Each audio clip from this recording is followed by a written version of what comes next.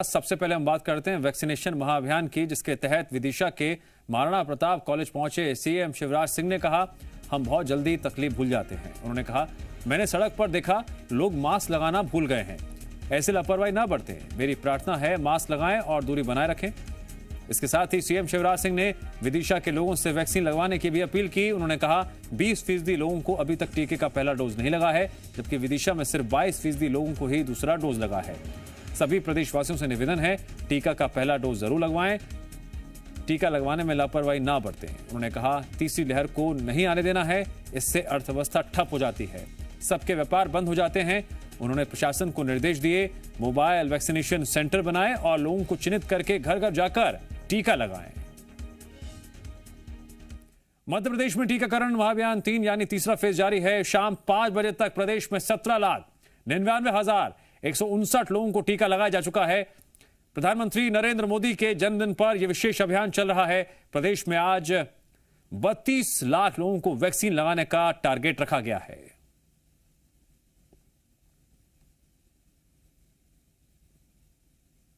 मध्य प्रदेश में वैक्सीनेशन महाअभियान 3 की शुरुआत हो चुकी है और अब तक करीब 18 लाख लोगों को वैक्सीन की खुराक लगाई जा चुकी है।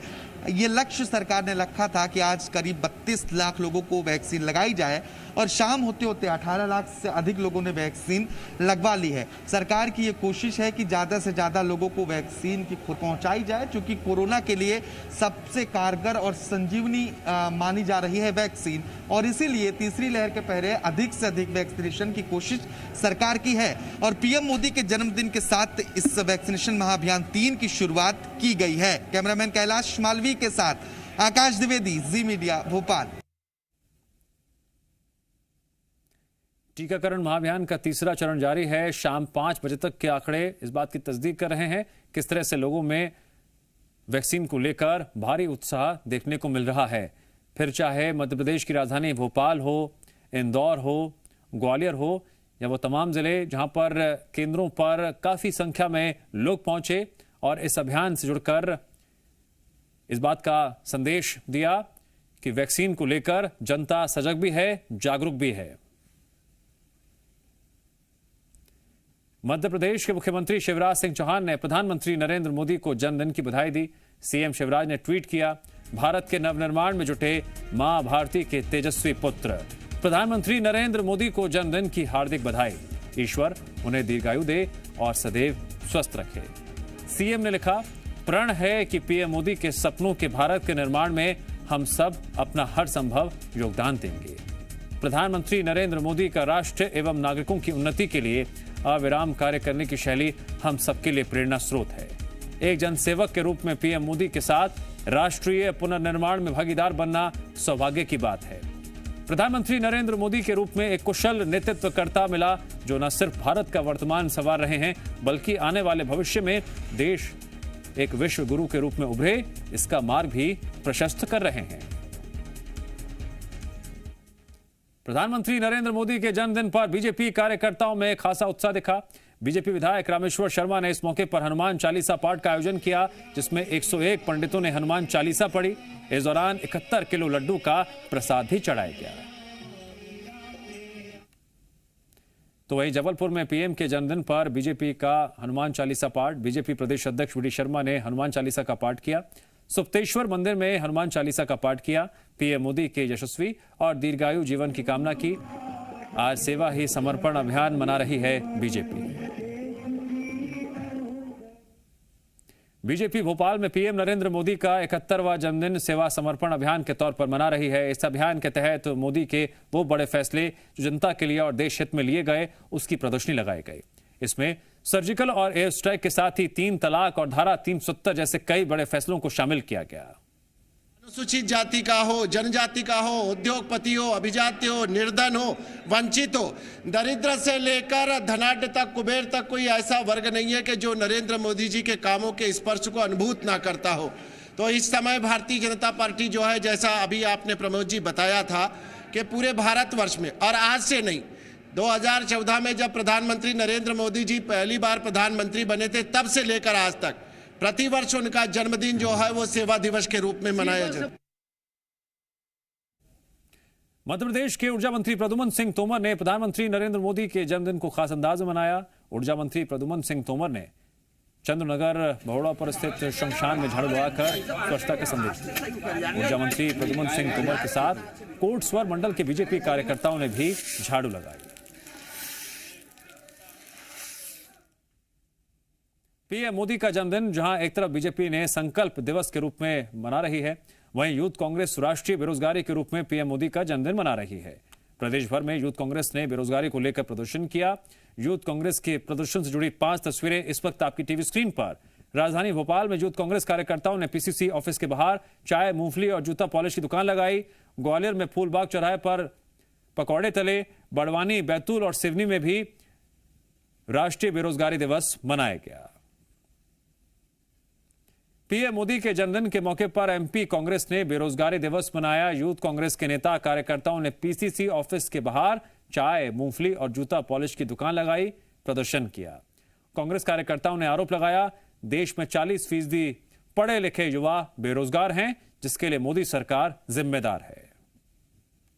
आज मैं मोदी जी को कहना चाहता हूं कि आज देश का 60% से पढ़ा लिखा युवा बेरोजगार घूम रहा है। आज युवाओं के पास रोजगार की कमी है। आज मोदी जी को मैं बताना चाहता हूं, आपने इस देश के युवाओं की स्थिति ऐसी कर दी है कि आज हम पढ़े लिखे, मैं बीई ग्रेजुएट हूं, मैं आज चाय बेचने पे और मूंगफली बेचने पे। डिग्री भी आपने रखी है, किस चीज की? मैं बीई इंजीनियर ग्रेजुएट हूं। आज मेरी स्थिति मोदी जी ने ऐसी कर दी है कि आज मेरे को चाय के अलावा कोई दूसरा ऑप्शन दिखाई नहीं देता।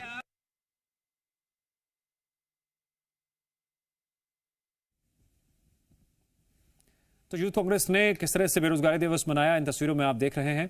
और बेरोजगारी दिवस मनाते हुए ये भी कहा कि मोदी सरकार में बेरोजगारी बढ़ी है और इसीलिए हम ये प्रदर्शन कर रहे हैं। तो आज मध्य प्रदेश के कई जगहों पर यूथ कांग्रेस ने प्रधानमंत्री नरेंद्र मोदी के जन्मदिन पर राष्ट्रीय बेरोजगारी दिवस मनाया और विरोध प्रदर्शन के तौर पर सांकेतिक रूप से कहीं चाय बेची, कहीं पकौड़े बेचे।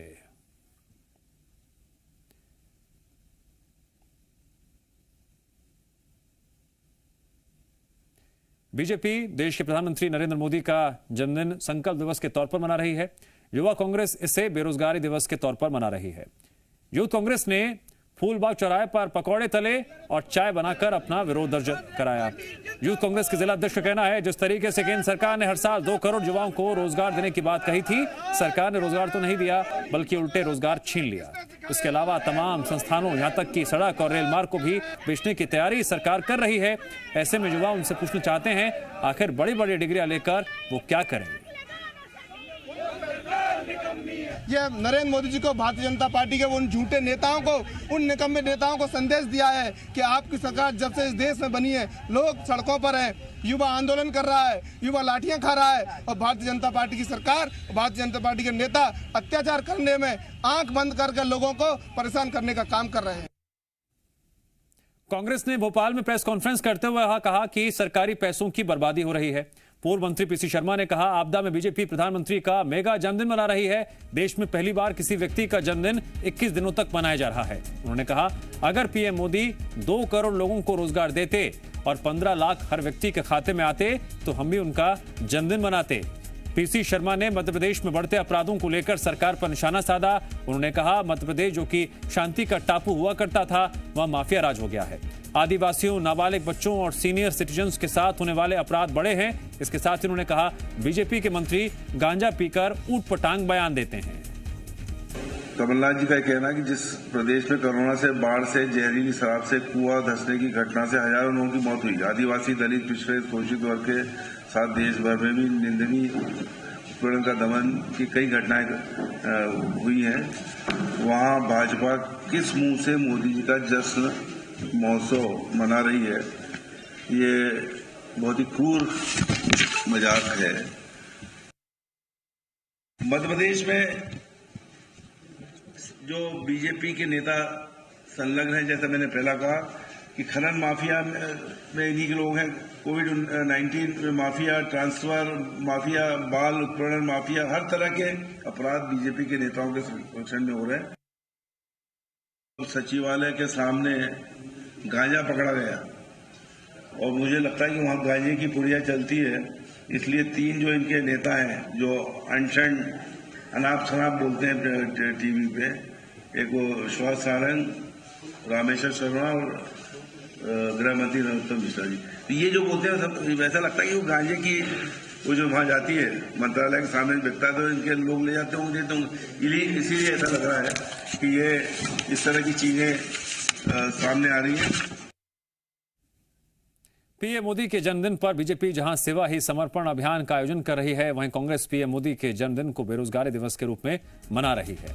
कांग्रेस का आरोप है पीएम मोदी ने 2 करोड़ रोजगार हर साल देने का वादा किया था, लेकिन 50 लाख लोग बेरोजगार हो गए। कांग्रेस अब बेरोजगार युवाओं के साथ मिलकर देश भर में आंदोलन करने की तैयारी में है। वहीं कांग्रेस पर बीजेपी ने तंज कसते हुए कहा, हर दिवस पर कांग्रेस राहुल और सोनिया दिवस मनाए, कांग्रेस के लिए सबसे बड़े बेरोजगार यही हैं। बीजेपी का दावा है स्टार्टअप के जरिए सरकार ने लोगों को रोजगार देने का काम किया। सीएम ने 1 लाख नौकरियों का ऐलान किया। बीजेपी नेता लोकेंद्र पराशर ने कहा, रोजगार का मतलब सिर्फ सरकारी नौकरी नहीं होता है।